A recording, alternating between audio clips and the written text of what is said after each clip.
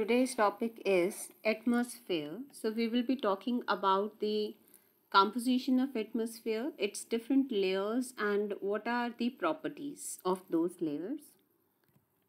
So what is atmosphere? It is derived from two Greek words that means atmos and sphera. Atmos means vapor and sphera means ball or sphere. Okay, so we have a ball of vapors around Earth's surface which is called atmosphere. It is a set of layers of gases surrounding a planet. We are talking about Earth. It may be related to any planet that is having gravity in order to hold that sphere of gases. It is retained if the gravity is high and temperature of the atmosphere is low.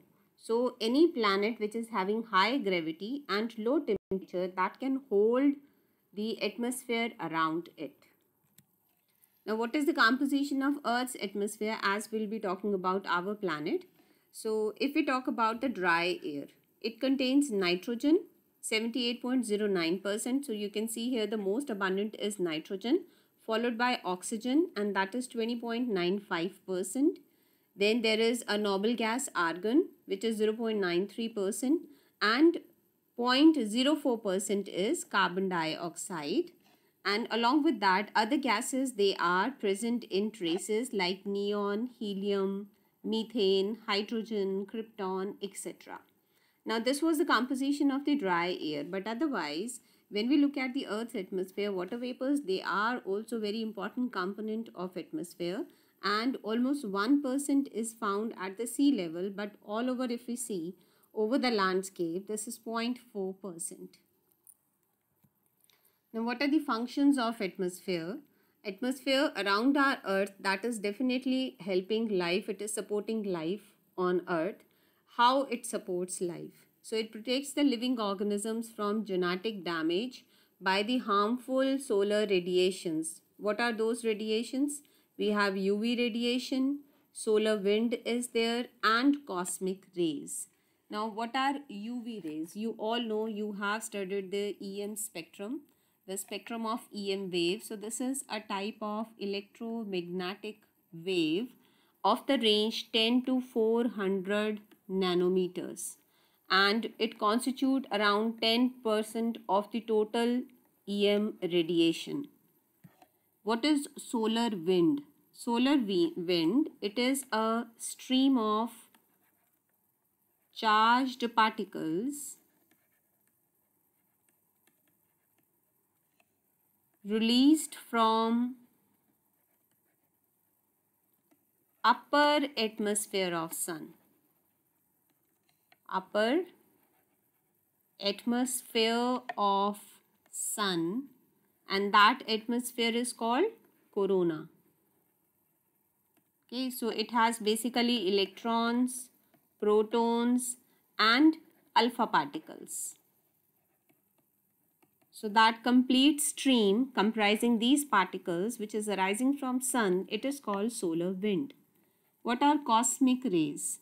These are high energy protons and atomic nuclei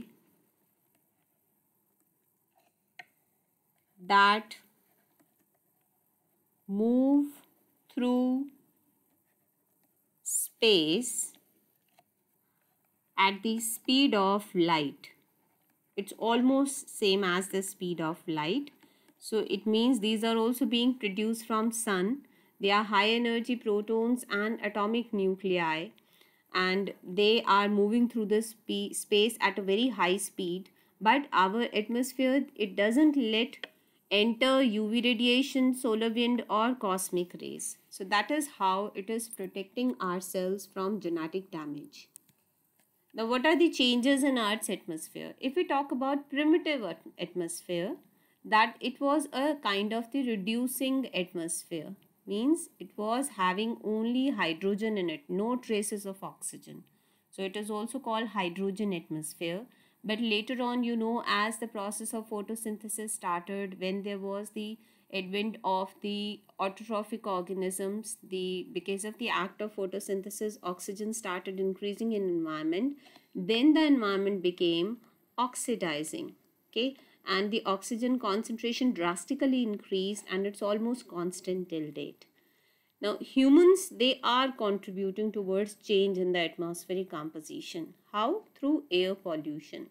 So, we have gone for industrialization, we have led to the environmental changes, there is deforestation, fires are there, more of the use of chlorofluorocarbons is there, CO2 evolution. So, all these things which are somehow related to the air pollution, they have led to ozone depletion. We will talk about ozone layer and stratosphere and global warming. So this is how our atmosphere is changing.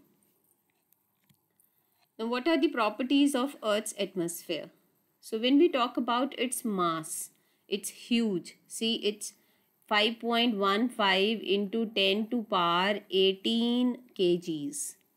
Okay, and 3/4 of this means 3/4 portion of this, it lies in just 11 kilometers from the Earth's surface. So you can imagine yourself that how thick the lower layers are, that almost 3/4 of the mass is constituted in just the span of 11 kilometers from Earth's crust. Now the atmosphere, so as we move upwards with the altitude, it becomes thinner and thinner. And there is no definite boundary between atmosphere and outer space. That is only our condition we will consider. That what we consider the boundary, the Kármán line, this is at 100 kilometers from the Earth's surface, and that is considered as a border where we say that atmosphere ends and outer space starts. But otherwise there is no boundary naturally. This is our imagination. We have considered a line above 100 kilometers, which is considered as the outer space. So you can see here we have troposphere, Earth's surface, then there is stratosphere, the second layer, mesosphere, and then we have thermosphere. So in the thermosphere, lower thermosphere, there is a boundary of this line, 100 kilometers, and above that this will all be considered as space. So this is the Kármán line. Now, what is stratification? Stratification means layers. Strata means layers. So we have divided atmosphere into 5 different layers. Right from the base, it starts from troposphere. You can see here, this is enlarged view of this region only. So troposphere followed by stratosphere. Troposphere is from 0 to 12 kilometers. I told you where the maximum mass is situated. Then there is stratosphere from 12 to 50 kilometers. So where it ends, we have this layer stratopause. Then there come mesosphere. Mesosphere is from 50 to 80. So at the end of mesosphere, we have mesopause. And then at 100 kilometers, you have Kármán line, which is a part of the thermosphere. And after thermosphere, thermosphere is extended till what? This is till 700 kilometers. So it's a vast span. And after that, you have the exosphere. Okay, so 700 onwards, there is exosphere. And from where the space starts from the Kármán line at 100 kilometers. So all this portion, this will be counted in space. Now we'll be discussing all these layers one by one, because you can have a question on layers of atmosphere in detail as a full-fledged question. So the first layer is troposphere. We are starting from Earth's surface. It is the lowest layer of the atmosphere, and it is of the up to the height of 12 kilometers from surface. But depending upon what area you are talking about, let's suppose you are talking about poles, then from there it is 9 kilometers above, and equator, then it is 17 kilometers above. It means its altitude, it keeps on varying depending upon the geographical location, and some variation that also appears because of weather. Troposphere is bounded by tropopause. Tropopause is the last point, last limit of troposphere, which is at 12 kilometers. And temperature, as we move from the Earth's surface towards the upper side, the temperature declines. Why? Because we know that Earth's surface is radiating heat energy. There are in the environment lot of the greenhouse gases are present, because of which the lower environment or the air which is in contact with the Earth's surface, that is having more temperature as compared to the upper one. So it declines with increasing altitude. The troposphere contains almost 80% of the mass of the Earth's atmosphere. I told you it has 3/4 of the mass. And why this happens? Because the layers above it, they are kind of having exerting a pressure on it. So it results in the compression. That's why the gases, they are more dense in this area. Nearly all atmosphere water vapor or moisture is found in this layer. Okay, because water is present in this layer, so all weather related phenomena like making of clouds, thunderstorms, that appears in this layer only.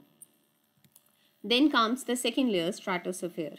This is the second lowest layer of the Earth's atmosphere, and this extends from 12 kilometers to roughly 50 to 55 kilometers, where we have another limit of the stratosphere layer, which is called stratopause. Now this layer is very important. Why? Because it has ozone layer in it, and ozone layer starts from 15 to 35 kilometers. This layer is important. Why? Because it helps in absorbing the UV radiations, which are harmful, which are mutagenic for human beings and other organisms. So that's why the presence of ozone layer, a thick ozone layer, this is very important for our environment. Now in this layer, see, earlier in the troposphere, with increasing altitude, the temperature was declining, but here with increasing altitude, temperature increases. Okay, that is why, because UV radiation are getting absorbed and they result in the heating effect. And although the temperature, when we reach tropopause, it is minus 60 degrees Celsius. Tropopause is, if you remember, we started from the, this is Earth's surface, then you have troposphere, so this is tropopause. Then you have stratosphere, so this is stratosphere. So this layer is stratopause. Okay, so when you talk about the temperature, here the temperature was declining, so it was minus 60 degrees Celsius. But when you reach this layer, there the temperature reaches around 0 degrees Celsius. It means it is increasing now. It is the highest layer that can be assessed by jet-powered aircraft. So the jet-powered aircraft, they can assess the layer of stratosphere. Third layer is mesosphere. Mesosphere is the third highest layer. It starts from 50 kilometers and go up to 80 to 85 kilometers with the limit called mesopause. Now here the temperature drops. Okay, earlier it was increasing. Now again it is decreasing. So it reaches the coldest one, that is minus 85 degrees Celsius. And in this region we see various luminous effects which are called transient luminous effects because of light discharges they are produced. Like if you have, this is a troposphere, this is the mesosphere, then we have this is the stratosphere, then mesosphere. So here you have clouds in the troposphere. Okay, they will result in thundering and all. So sometimes just above that you see the luminous events in this layer, just above the troposphere, spheric thunderclouds. Then it is a region in which the meteors, they burn up. You know, when the shooting stars, so when the stars, they have completed their lifespan and they are going to fall, they just explode. So pieces of them, they enter into the Earth's atmosphere, and because of the presence of oxygen, they start burning. So when they reach this mesosphere, then they burn up completely. Okay, the mesosphere is mainly accessible by sounding rockets and rocket powered aircraft. So for this you need strong propulsion, so that's why only rocket propelled aircraft, they can be observed in mesosphere. The next layer, fourth, is thermosphere. This is the second highest layer of the Earth's atmosphere and from mesopause. So it is from 80 kilometers to 500 to 1000 kilometers. We have earlier mentioned around middle range, that is 700 kilometers. It is also called exobase. Now the lower part of the thermosphere from 80 to 550 kilometers, that is called ionosphere. We'll discuss about this in detail also. So it starts from 80 till 550, it will be called ionosphere. Now temperature for this is very high. Why? Because now we are going close to the sun. So temperature reaches around 1500 degrees Celsius. And this layer is without clouds. It's totally cloudless. It doesn't have any water vapors. However, interesting phenomena called aurora borealis and aurora australis. Together these are called aurora polaris. Okay. These are the events which are observed at the polar regions in the thermosphere, but they are visible if the sky is clear. They are visible from the Earth's surface as well. I'll show you these. See, these are the auroras. So you observe from the Earth's surface these kind of the lights, which is called aurora. If it is towards the northern pole, then we call it borealis. If it is from the northern pole, and if it is towards the southern pole, we call it australis. Together both are called polaris. Okay. So these are the rare phenomena which are observed in the thermosphere, and they are visible from Earth's surface.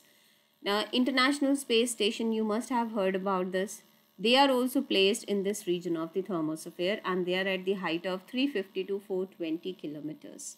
Then many satellites which are moving around the Earth, they are also placed in thermosphere. So these are aurora. Now last is called exosphere. Exosphere is, this is the outermost layer, and it extends from now 700 kilometers to about 10,000 kilometers. And then finally it will merge with the solar wind. What is solar wind? I told you, electron, proton and alpha particles which are released from the sun. That is, they constitute solar wind. So ultimately exosphere is going to merge into the solar wind beyond 10,000 kilometers. Then it doesn't behave like gas, okay, and the particles, they constantly, it has only the particles and they keep on escaping into the space, so it has no fixed boundaries. Aurora borealis and aurora australis, they sometimes occur in the lower part of the exosphere, okay, where it is just in the beginning. When the layer thermosphere ends and exosphere is starting, there you can observe these phenomena. And as the case is with the thermosphere, similarly here also the satellites which are orbiting around Earth, they can be observed here.